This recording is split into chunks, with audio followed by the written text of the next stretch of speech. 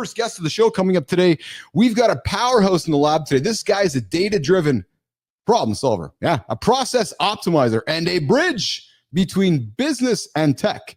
He's got the Harvard consumer psychology chops, an MBA in project management, and a track record of making systems run smoother, faster, and smarter. No, I'm not introducing Marty or John right now. Whether it's IAM, Okta, SailPoint, Agile, SDLC, or whatever other platform I got here in front of me, from security and access management to marketing automation, this guy does it all.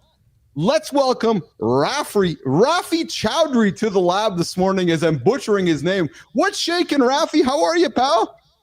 I'm doing well, Keith. Good morning. Good to have you. What's up, Rafi? Good to have you here. Good to have you here. Rafi, where are you joining us from today, brother? I'm based out of Austin, Texas right now. Yeah. Super cloudy, but it's about to get real good soon. I love Austin. Our good buddy. Austin's a great city, man. There's a lot of culture in there. A lot of people don't understand there's a lot of culture there. That's right. We got our good buddy Rich Ingram. What's shaking, Richie Rich down at Rafi? We got an awesome dude for you to meet in Austin. This is Rich Ingram. He's a military warrior. He's actually an Avenger. The guy comes back from war, loses his arm, he turns into a fucking superhero. It's Captain America. Actually, he is. He's a superhero. He's a Captain America. We got to introduce him, Rafi. So, Rafi, we connected on LinkedIn over a couple weeks, and I was like, "Hey, check out this show I'm doing." You're like, yeah, "I'm going to check it out," and you're like, "Oh," I'm like, "Hey, why don't you come on the show with us?" Now, you were supposed to be here yesterday, but some things came up, so now you're here today. Yeah, absolutely. Well, I appreciate you giving me one more Groundhog's Day to figure things out. That's Thanks awesome. for having me. So, we like to. Hey, real quick, Keith. Rafi's the third person with that background on the show. I know that background well now. I just had to throw that in there. Funny, Marty, because I was thinking the same thing. I was waiting for one of us to notice it. Some funny you did. Rafi's from the free. No shit. I never even fucking realized there was a background. I never pay attention to that. Oh shit, that's crazy. That's my living room. I don't know what you guys are talking about. What's so fucking funny? You guys on that couch. Yeah. We have all our guests in the same room. We have all the guests on the show just go to the same room, and it's the same room Rafi's in right now. Is it us or is it them? No, it's them. Is it? Yeah. It's them. Okay. Right. Is it that funny that I didn't recognize it? The same background, Mart? Is that? I thought it was funny. Yeah, me and Keith are sharp ones. You the slow one, man. Well, no, but here's the thing. You motherfuckers are the distracted ones. You're paying attention to shit that doesn't matter. Oh, Jesus. Just fucking. Sorry, Rafi. Allow the family to have their little argument here in the corner privately before we bring into it. Hey, Rafi, we like to ask all of our guests the most important question you're going to be asked today. The most important question you're going to be asked today.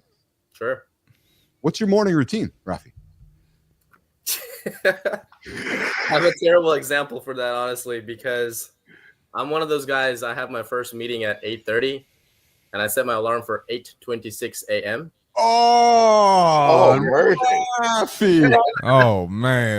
We're just going to fucking throw this guy into the bus. Well, I got to know, what is your role in that meeting, brother? Yeah. My role in that meeting is to stay under my blanket and then maybe chime in after about 15 minutes, and that's it. So you don't even get out of bed. At least he's honest about Most days I really don't, honestly. And a lot of my friends are like, you need to sit down in a chair, you can be more attentive, all these things. But I think you're most productive when you're doing really focused research. You're most productive when you're most comfortable. And if the bed is the most comfortable place for me, I'm just going to stay there. Well, so let me ask you a question, brother. Is that meeting important to you? Somewhat. I mean, it's just a morning stand-up meeting. It's not. It's the same meeting that we have every morning.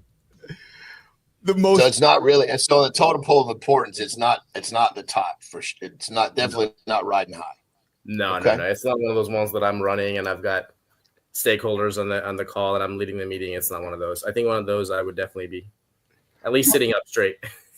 Marty, we've asked this question of tons of guests, and this is the best answer ever. This is by far the best answer. By far. Because Rafi, everybody comes in, it's like, oh yeah, I cold tub or I get up or I do like all these big they want the right answer, right? It's like, okay, I got to give these guys the right answer. You're like, well, and the best part about it is I'm thinking he's got 4 minutes to get to his computer. He doesn't even get out of bed. Yeah. It's literally a rush of how quickly can I log in. So when he said that, my brain went from okay, I don't know what to think about this, to maybe this dude's really fucking efficient. I got to ask some questions here. To an extent, yeah. Like I've just always overbooked, right? So like just having that entire routine of waking up, going and reading a book for an hour, right? Going to a coffee shop, getting my favorite, like it's just not going to happen realistically. So I just accept it for what it is and just move on. Well, brother, if you were spending your time going to a coffee shop getting your favorite coffee, you'd be chastised even more than what you're already talking about. Right. Exactly. So, Rafi, let's talk a little bit about what you do for a living and business and so forth, and let's talk a little bit about identity security, Rafi. And most people don't think about identity security until something goes wrong, right? And what's the one thing we should all be doing to protect our digital identities in 2025, 2026? Great fucking question. This is like a massive fucking movement right now. Yeah. Besides simply changing password 123, like as an expert, Rafi, what kind of nugget would you give us? Would you give Business Athlete Nation right to hang on to something besides, staying in bed until 4 minutes before the meeting? Yeah, I think there's a lot of, AI is a double-edged sword, right? It's being used to create deep fakes, different types of hacks that we've never seen before. And even just not a few months ago, even, OpenAI did an experiment with ChatGPT where they asked ChatGPT, hey, your goal is to basically solve this CAPTCHA. And there's an entire article about this experiment where ChatGPT went and basically lied and imposed themselves as a human, right? Lied to another human and said, hey, I'm an old person. I have vision problems. Can you help me solve this CAPTCHA? And so you can see that just a few months from that, today, ChatGPT can solve any kind of CAPTCHA out there. You can just take a screenshot. It'll solve it better than you and I. And the CAPTCHAs are getting harder for humans, but easier for AI to solve nowadays. So imagine all the different types of fakes that can be done using AI. So you have to be extremely, extremely cautious. And I think every individual out there today, especially companies, the way you can protect your identity is to have some type of identity and access management control in your system, right? Something that allows you to verify using multi-factor authentication, single sign-on, where you're using one password to log into many different things instead of just trying to remember like hundreds and hundreds of different passwords. The more passwords you have, the more chances they can be hacked, and the more chances that you're gonna mess up at some point. So just having some. Sorry to interrupt, brother. I thought you were done. So, no, go ahead. So I just want to kind of run, in this situation, my philosophy of success is simplicity. So I understand that in this situation, it can really fucking hurt me. So I know having the same password is not a good one. So I was able to get over that fucking hurdle. So what I do, and I want you to tell me if I'm on the right track. So first thing I do is everything has basically what's it called? Dual authentication. So they're going to text me a code onto only my phone, and you can't get it anywhere without that. That's the first thing. And then the second, and also forgive me, my credit, my Social Security is locked. So I go on to, I have a Experian or some bullshit where you have an account, and I can go push a fucking button and it freezes it. So nobody can get a loan without me unlocking that. So between the freezing my Social Security or my credit and dual authentication, how exposed am I? Yeah, you're still better than probably majority of the population, especially if you're doing single sign-on and multi-factor authentication, which you are, right? MFA is basically where you're using two different factors. One factor is your username and password, and in your case, you're using a device, which is your phone, and it's sending you a code. So just even having that in place, you're already significantly safer than most people out there. They're not even doing that. They're just manually saving their passwords on a spreadsheet, and then they're going in and they're putting in that username and password. Now, just imagine what happens if you lose that spreadsheet, or if you're putting your password all over the internet like that every time, right? There's a matter of time when one of these companies is going to have a breach, and your password is then compromised. And from that, most people may use the same password for everything. So it gets real tricky. And then the next layer is sometimes, it doesn't happen often, but every once in a while, I'll get a code where someone like, hey, this is your code for blah, blah, blah, you know, Bank of Marin, Chase Bank. I'm like, what the fuck? Clearly it's not me. So that signifies time to go change that password. Somebody's trying to get in after you there. So, and you gotta hey, yep. You're hanging out with Keith, John, Marty, and our guest Rafi Chowdhury here this morning on Mornings in Live with Keith and friends. Hey, Rafi, can you stick around for 10 more minutes with us? Sure, absolutely. Awesome. So here's what we're gonna do. We're gonna send Marty. Marty's got a fit tip to do, and then John is going for a break. Rafi will come back in a minute and keep the conversation going. Okay, let's do it. Marty, let's do it. Yes, sir. All right, really quickly. When you're on your fitness journey, you have to have positive self-talk. The positive self-talk can be the difference from you hitting the goal or not hitting your goal, right? So when you're in the gym, you should be striving to do heavier weights. You should be striving to run faster. Whatever you're doing, you should be making improvement so you can get to your goal. Now, if you're speaking to yourself in a negative manner, it's probably not going to happen. If you go to the gym, oh, man, I can't do this. Oh, man, this is going to suck today. And you're probably right. It probably is going to suck today. But that negative self-talk is going to spill into your actual performance. So you got to be super positive. And if you're really putting the work in, you're going to build the confidence to really believe that you can get that stuff done. So like I said earlier, whether it's lifting heavier weight, getting your mile time faster, whatever it is, the positive self-talk is going to get you there. Simple and something you can implement in your next workout. That's the fitness tip for today. Today, get that positive self-talk. This young man Marty, gets that positive self-talk every single day. You got to. I know you do, brother. I know you start your day with scripture. I know you start your day with some thoughts from the Lord, and I know it keeps you on the positive track, my brother. So I appreciate that. Sir. Marty's got to rock and roll. Rafi, Marty, final words for Rafi before you say goodbye, pal? Hey, Rafi, let's get up at 8:20 instead of 8:30 and kill the meeting. No. But that's that 1% improvement, right? Yeah, that 1%. Oh, there you go. No, but good stuff, man. You seem like a brilliant guy. I wish I could talk to you more, but I'm sure Keith will have you come back on the show, and I'll have some questions for you. So appreciate you. Awesome. Thank you so much for having me. Really enjoyed you guys. Awesome, Marty. Take care, brother. All right, I'll see y'all tomorrow, man. You betcha, pal. All right, Rafi, let's keep the chat going. I want to continue the conversation around deep fakes and identity verification, and then I want to pivot it to some personal questions around vulnerability and so forth as part of today's big discussion.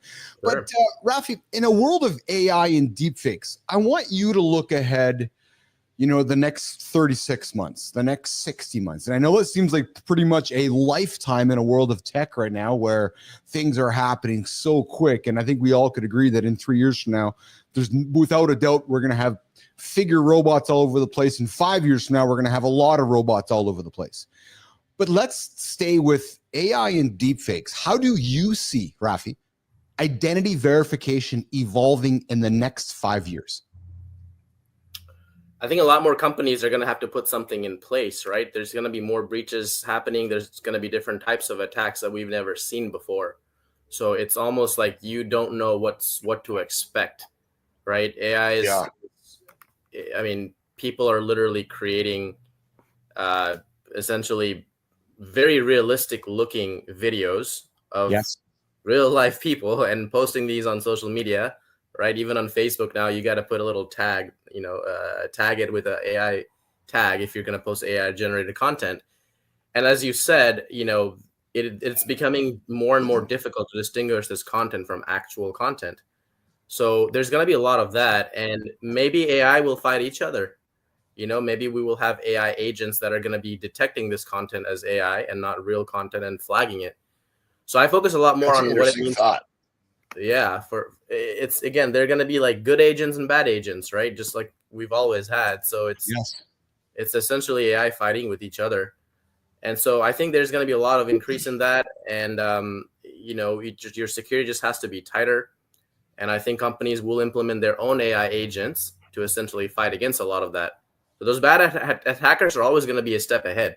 There's always going to be more ways of hacking the systems, faking things, but you just, as a company, I think there's going to be, it's like a $5 billion industry, if I'm not mistaken, that's actually coming up for us here in identity and access management over the next several years. So I'd love that's really, I just want to say real quick, that's to me, what you said, the scary part is we don't even know what we're trying to defend yet. Yes. Right. That right there, that's like, whoa. It's like, you know that something's coming, but you don't have a clue which way to look. Right. Yeah. Exactly. Wow.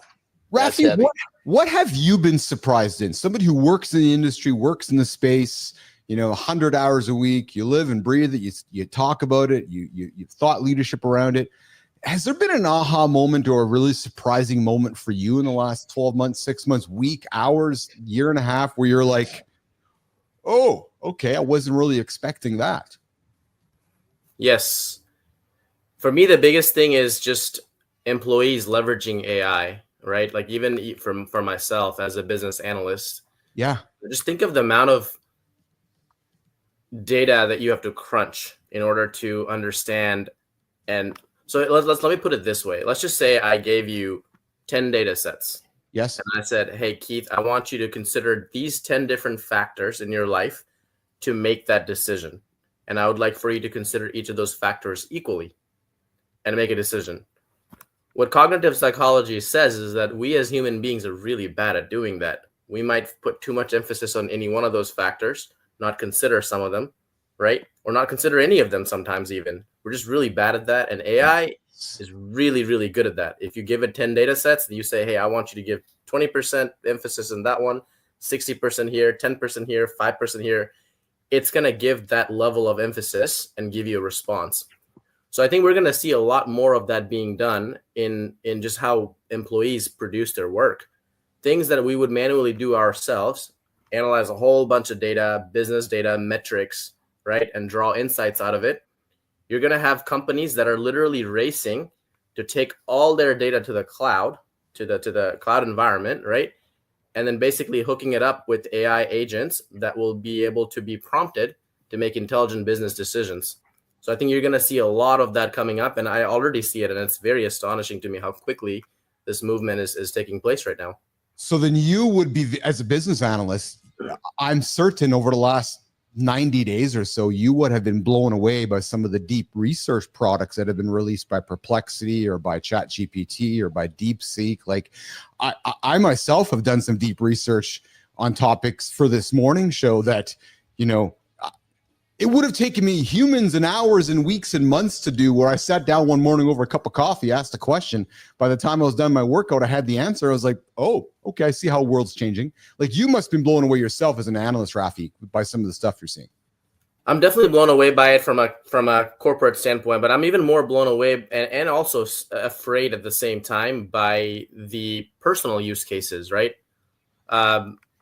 If I'm gonna, if I can talk about a recent book. The most recent book by Yuval Harari that he just published. I forgot the name of it off the top of my head. But he talks about this, where we have this reliance on AI, and we're already starting to look up to AI as these trusted advisors, right? Like even just this more, like, for example, I'll give you a personal example. I take a cold shower. Like at the very end of my shower, I go from warm to icy cold. I turn to the coldest setting and I stand there for a minute. And I was like, this is really good in the morning, helps me wake up. And I was like thinking to myself, it's really good at night as well, right? Because it cools my body temperature down, which is what I thought. But I was like, wait, I'm not sure if this is actually helping me sleep at night. I just questioned it. That'll actually warm you up. Yeah, I actually did a ChatGPT research on that, and it said that no, you actually shouldn't do that. You're better off taking a warm shower and letting your body cool down afterwards. And that would actually help you sleep a little bit more, because the cold increases adrenaline and all these different things, which is not necessarily helping you sleep. So I took that answer and I trusted it. Imagine how many other things people are relying on ChatGPT for their information, for personal advice. And so as we have this over reliance, right, we're looking to these agents essentially as some type of new gods. Yeah. Imagine what that means for misinformation, for information that's just simply not accurate, that is literally dependent on what all is out there on the web, how the makers of these AI agents are coding it, right? Then the neural Yep. the language model and its capability. So I think there's a lot of scare coming up in terms of misinformation being spread through AI. And I think we were seeing a lot of that in social media content as well. Well, it's interesting because you asked. I've been messing with Grok over the last few days since I've received it, and you asked Grok who spreads the most disinformation on the internet, and the first answer is Elon, the second answer is Trump, the third answer is RFK. I found it quite fascinating, and then I asked Grok to help me run a scenario where I wanted to make a quote unquote tactical dirty bomb. Well, within about 90 seconds, I had a full thesis on how to make the dirty bomb, how to buy the material, where to buy the material, how to disperse it, how to live from it, how to have maximum kill site. And I sat back and I was like, oh, okay. And I'm a pretty logical human being. I can't imagine when this stuff gets into illogical human beings. That's what's crazy and scary shit. Rafi, continuing the chat, you work at the intersection of business and technology. In your experience, we're talking vulnerability today. Rafi, how does vulnerability being open to change, admitting gaps in knowledge, play into successful leadership, especially as a young leader, working your way through the world today, right now? How does vulnerability, being open to change, how does it play that successful role in your leadership, Rafi? Sure. So in business, as also in life, sometimes you don't know the unknowns, right? You don't know things that you don't know. And so the only way you're going to get exposure to that is just to try different things. Just about every single, overnight success I've ever spoken to, first of all, it took them 10 years. Yes. The second thing I've learned is that they have tried many things, right? They're constantly trying things. Whether they fail or succeed, you have to try different things. Yes. Let's say that, if you're looking to grow in any way, right? Whether it's in business, in your personal life, whether it be in your career, in your academics, you have to try different shit all the time. And the more things you try, the more mistakes you make, the more things you learn along the way, and the more possibilities there exist that one of those things is going to actually end up working. And I think having that, it's an overly used word, but growth mentality and growth mindset is super important for any kind of personal growth. If you're someone who just learns something and you stick with that, and you never change your mind, I think that's the scariest thing. I think the most intelligent people out there are changing their minds about things constantly as they're learning new things.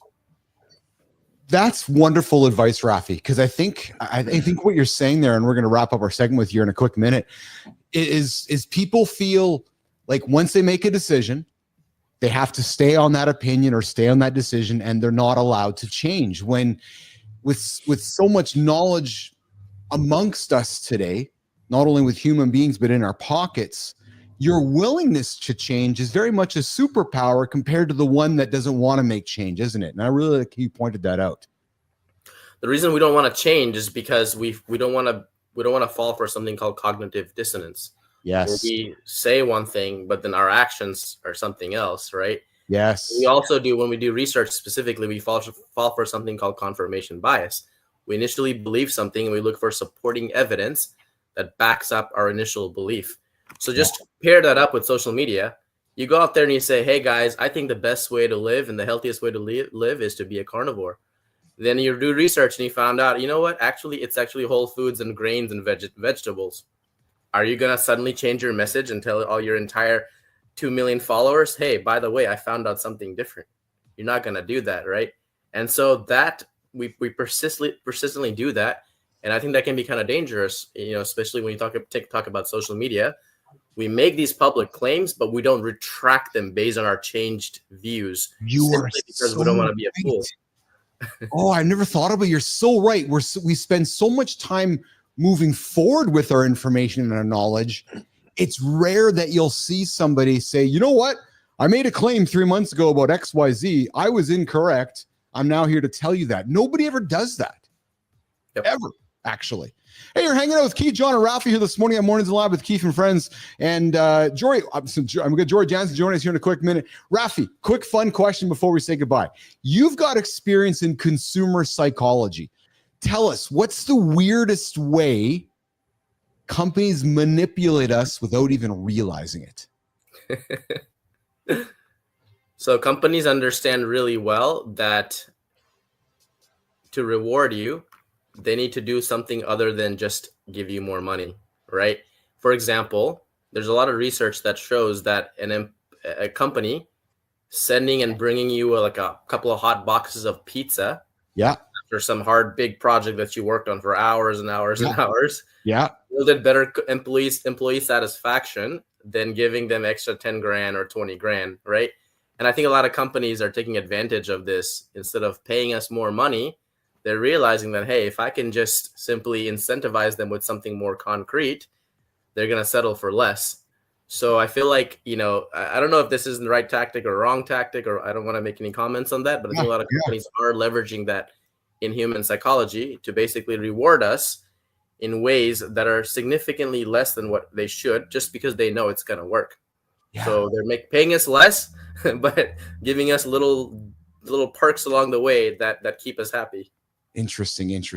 Hey, you're hanging out with Keith. That must be a fucking good tasting pizza, for Christ's sake. You're right. You're hanging out with John Anderson and our guest Rafi Chowdhury this morning on Mornings in the Lab. Rafi, as we wrap up with you, brother, Jory, just so you know, we got you twice on the horizontal, but no on the vertical, Jory. So if we can get you up on the vertical, that would be great. Rafi, before we say goodbye, how can Business Athlete Nation, Mornings Nation connect with you, find you, work with you? How can we keep the conversation going with you once this show is over, Rafi? Yeah, I'm on most social media platforms. They can find me on Facebook. It's just my name, Rafi Chowdhury. I'm on LinkedIn as well. My email, I just use my personal email, rafi1220@gmail.com, or they can go to my website, which is just my name, rafichowdhury.com. Awesome. Any final words, brother, before we say goodbye? You guys are doing a really job, interesting. I just want to say interesting, brother. It was fun hearing you talk. Yeah, absolutely. I look forward to hearing about all your morning routines in future shows. Yeah, and Rafi, we got to have you back. I'd love to have you back. I love the knowledge you're impartialing on us. I feel like we could have talked for probably a couple hours with you. So if you'd be so kind to have you back, we'd love to have you back sometime in the future. It would be an honor. Thank you guys both so much. That'd be awesome. You know what we'll do, Johnny? Have a great day, brother. We'll set it up for them so we can just roll right out of bed and come right on the show. And right. Because I'd love to see how Rafi's bedhead is when he gets up in the morning there. Oh, wait a minute. Why do you think I shaved my hair off? This is the reason. I don't have time. Hair right there. That's the best way, baby. I like it. Nice. All right, take care, Rafi. All right, we're going to get the John Lifestyle Tip coming up, and we've got Jory Jansen coming in. We're talking protein, guys. Protein with Jory. Johnny, let's get after it, pal.